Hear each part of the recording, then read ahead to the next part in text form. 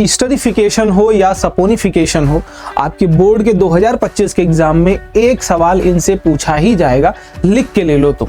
और इस टॉपिक को अगर आप अच्छे तरीके से पढ़ के नहीं जाते हो तो आप जो भी मार्क्स आएगा आपके बोर्ड के एग्जाम में वो समझ जाओ आप लॉस करने वाले हो, ये मैं गारंटी के साथ बोल रहा हूँ आपको। देखो बहुत सिंपल टॉपिक है, बस छोटे छोटे कॉन्सेप्ट्स के फॉर्मेट में आपको अच्छे तरीके से सिखाने वाला हूँ। तो अगर चैनल पर नए हो तो मेक श्योर चैनल को सब्सक्राइब जरूर कर लेना। देखो ये जो भी टॉपिक है ये आपकी कार्बन कंपाउंड वाले चैप्टर में आता है, केमिकल प्रॉपर्टीज ऑफ कार्बन में। वैसे तो और भी केमिकल प्रॉपर्टीज हैं जो आपके बोर्ड के एग्जाम में गारंटीड है कि पूछी जाती हैं, जैसे हो गया अल्कोहल का ऑक्सीडेशन और आगे आपकी सोप एंड डिटर्जेंट वाला फॉर्मेट भी है। तो ये सारी रिएक्शंस मैं आपको धीरे धीरे आने वाली वीडियोस में कराऊंगा टॉपिक वाइज। तो एक मैंने सीरीज स्टार्ट करी हुई है टॉपिक मेनिया।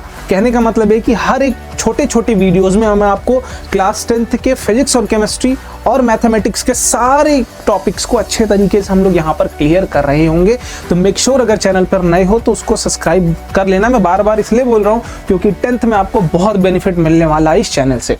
ठीक है, तो हम लोग बात करते हैं भाई esterification reaction and saponification reaction.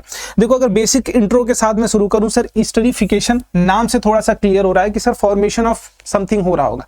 Esterification, तो स्टरीफिकेशन क्या, फॉर्मेशन ऑफ ईस्टर्स की ऐसी कौन सी रिएक्शन है, ऐसी जो रिएक्शन हो जिससे ईस्टर की फॉर्मेशन हो रही हो, रिएक्शन को हैपन होने के बाद जो प्रोडक्ट आ रहा हो वो ईस्टर आ रहा हो।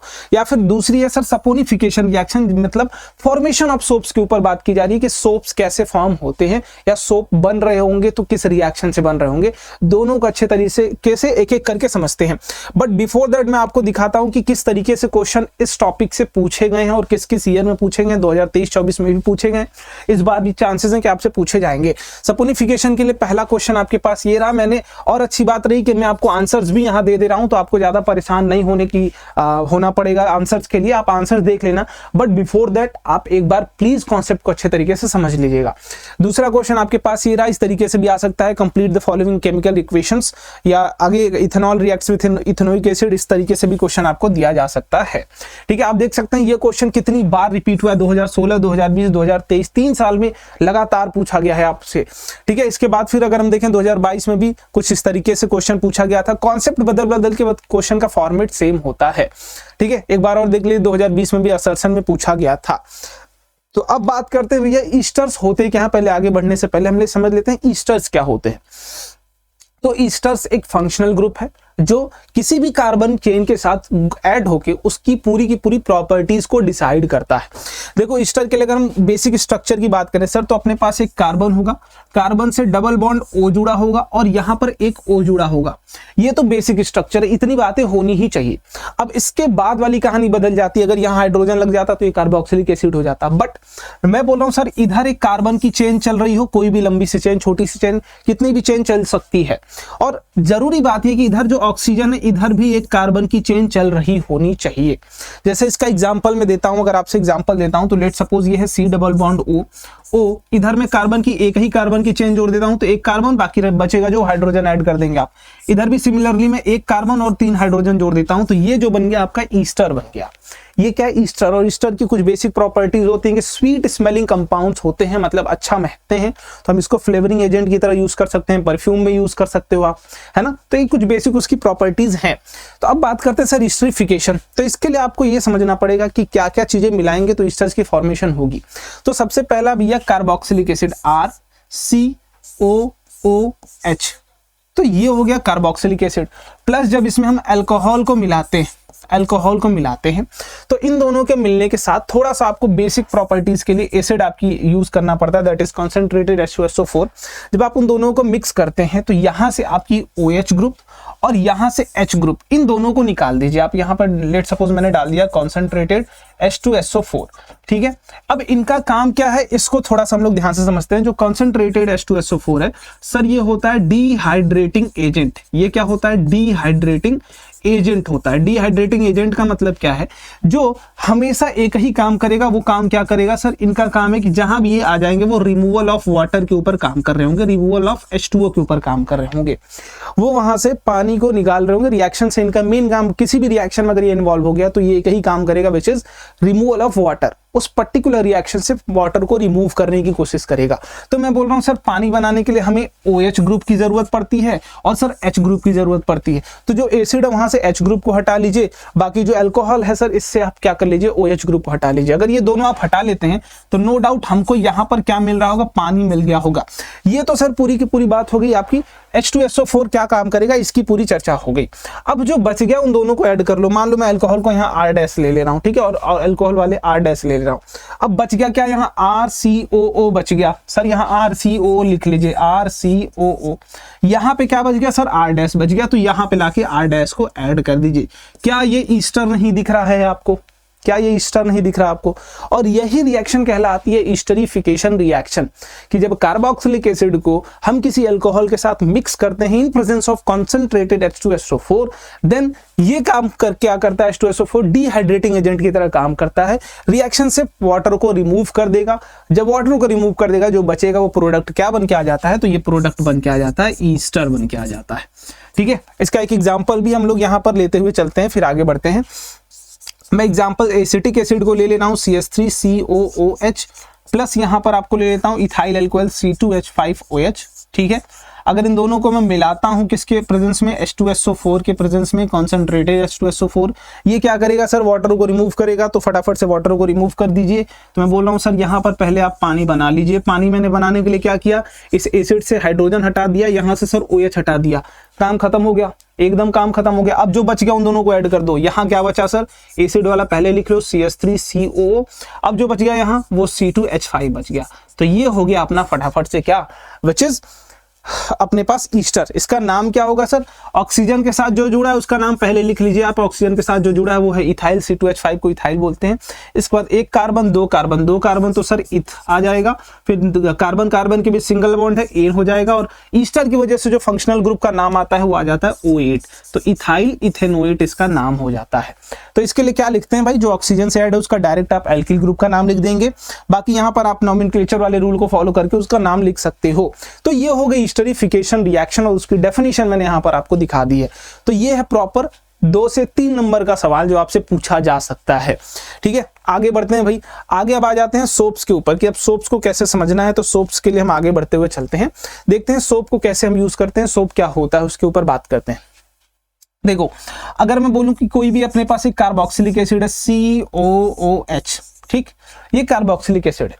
अगर मैं इसको किसी भी बेस के साथ रिएक्ट कराता हूं, लेट सपोज मेरे पास बेस है NaOH, देखो ध्यान से समझना, NaOH, जब मैं इसको बेस के साथ रिएक्ट कराऊंगा, सर ये एसिड है, ये बेस है, बेस क्या देगा सर, OH माइनस दे देगा हमको, एसिड क्या देगा सर, H प्लस दे देगा। तो H प्लस कहां से आएगा, यहां से, OH माइनस कहां से आएगा, यहां से। ये दोनों मिलके अगेन क्या बन जाते हैं सर, ये दोनों मिलके पानी बन जाते हैं।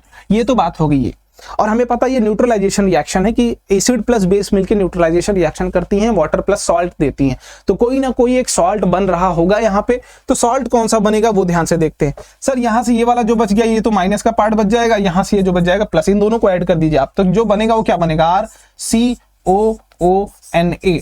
और ये क्या है आपके पास, सॉल्ट है, salt of carboxylic acid, salt of carboxylic acid. ये जो एसिड था आपका, ये जो एसिड था, ये कौन सी एसिड थी सर, ये कार्बोक्सिलिक एसिड थी, और इसी एसिड का वो क्या बना है, सॉल्ट बना है।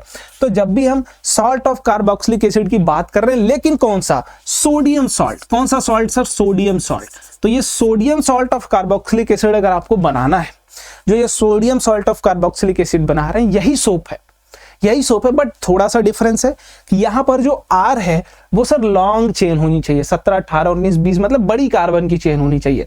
छोटी कार्बन की चेन है तब वो सोप नहीं है, वो सिर्फ sodium salt of carboxylic acid कहलाएगी। बट अगर यही चीज R हमारी एक बल्कियर ग्रुप हो, बड़ा ग्रुप हो, then it will be called as soap. ठीक है, तो ऐसे ही आगे बढ़ते हैं, हम सोप को देखते हैं। सोप होता क्या भैया, मैं बोल दे रहा हूं यहाँ पर R क्या है, तो sir R is bulkier group, bulkier group. अगर हम बड़ा सा कोई ग्रुप ले लें, बड़ा सा कोई ग्रुप ले लें, वो हो जाएगा बल्कियर ग्रुप हमारा। तो सपोनिफिकेशन रिएक्शन क्या है sir, saponification reaction is just क्या बोल सकते हो उसको, मैं बोल सकता हूँ forward reaction of esterification, forward reaction of esterification. और सिंपल लैंग्वेज बोल सकता हूँ sir, it is hydrolysis of ester with NaOH और KOH to give alcohol, sodium, potassium, salt of the acid. देखो यहाँ पर हम ध्यान से बोलते हैं सर, ईस्टरिफिकेशन में आपने बताया था, थोड़ा सा बीच में स्लाइड ज्यादा ऐड हो गई थी। ईस्टरिफिकेशन में जो प्रोडक्ट बना था वो क्या बना था सर? ईस्टर बना था। क्या बना था? ईस्टर बना था। अब इसी ईस्टर का यूज करके हम सपोनिफिकेशन रिएक्शन को फॉरवर्ड करते हैं, विच इज RCOOR डैश। ये हो गया सर ईस्टर अपना। अब इस ईस्टर को जब हम किसी बेस NaOH भी हो सकता है या इसकी जगह हम KOH भी यूज कर सकते हैं, दोनों यूज कर सकते हैं, दोनों सोप की प्रोडक्शन करते हैं, लेकिन हाइड्रोलिसिस कराएंगे, मतलब एक्वा सॉल्यूशन होना चाहिए इनका, ये एक्वा सॉल्यूशन होना चाहिए। जब इन दोनों को आप रिएक्ट कराते हैं तो फिर से क्या होगा, यहाँ पे देखो जो चीज जैसे थी वही करना आपको। ये क्या दे देगा सर? ये बेस दे देगा हमको, या तो Na+ का आयन दे देगा अगर बेस होगा तो, या ये K+ का आयन दे देगा, और क्या दे देगा सर? OH- का आयन दे देगा। ठीक है, कहने का मतलब ये है कि यहाँ से OH, हमारा कॉन्सेप्ट समझ रहे हैं कि हम क्या हमको मिलेगा, यहाँ से OH मिलेगा और यहाँ से हमारा R-OH। देखो अगर रिएक्शन की आप अटैकिंग पावर को देखेंगे तो बेसिकली ये OR- ग्रुप पूरा लेके निकलता है, पूरा लेके निकलता है। ये OH अटैक करेगा यहाँ, बाकी वो पूरा लेके निकलेगा। बट अभी हम थोड़ा सा इसको नॉर्मली समझने की कोशिश करते हैं कि हमें करना क्या होगा।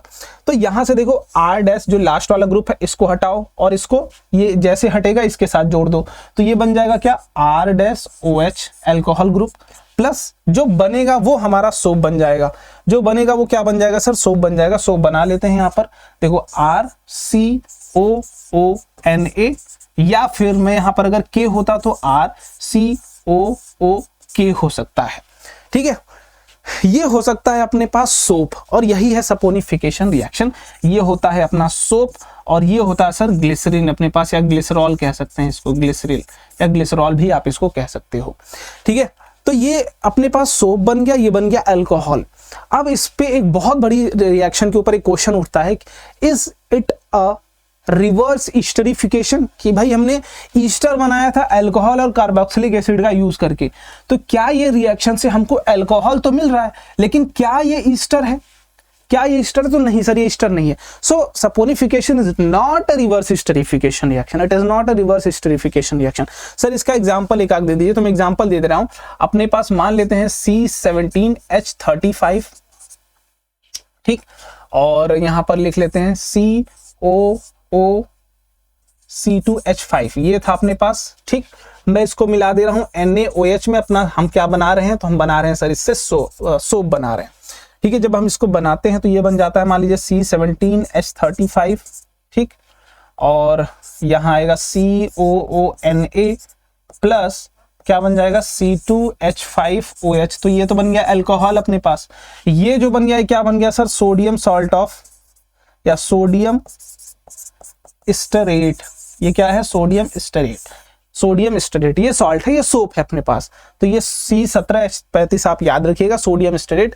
और ये चीज किससे बनी थी? तो ये बनी थी सर C17H35 COOH। इसको क्या कहते हैं सर? तो it is known as stearic acid. ये क्या है? तो सर ये है स्टेरिक एसिड। तो स्टेरिक एसिड का यूज करके हम बनाते हैं उससे पहले ईस्टर, फिर ईस्टर से हम क्या बनाते हैं? सोप। तो जो ईस्टरिफिकेशन रिएक्शन है उसी का यूज करके हम सोप बनाते हैं। ईस्टरिफिकेशन से पहले हम ईस्टर बनाते हैं, फिर उस ईस्टर का हाइड्रोलिसिस करते हैं इन प्रेजेंस ऑफ बेस, तब जाके सोप बनता है। तो आई होप ये रिएक्शंस आपको क्लियर हो गई होंगी। अब इनके ऊपर जो भी क्वेश्चंस आपसे पूछे गए थे सारे क्वेश्चंस आप देखिए, अच्छे तरीके से आपको क्लियर हो जाएंगे। यहाँ पर देखिए RCOH R-OH, यहाँ पर सिमिलर आपको काम करना है, यहाँ पर भी देखेंगे सेम काम करना है आपको। यही रिएक्शंस चलती चली जाएंगी और उनके जो यूजेज हैं यहाँ पर यूजेज भी आपको दे दिया गया है। ठीक है, तो हर एक क्वेश्चन को अच्छे तरीके से अटेम्प्ट करिएगा और इस चैनल पर नए हो तो सब्सक्राइब कर लेना। आगे और बहुत सारी वीडियोज में आप सभी लोगों के लिए लेके आने वाला हूं। तो मिलते हैं अगले वीडियो में। बाय बाय, जय हिंद।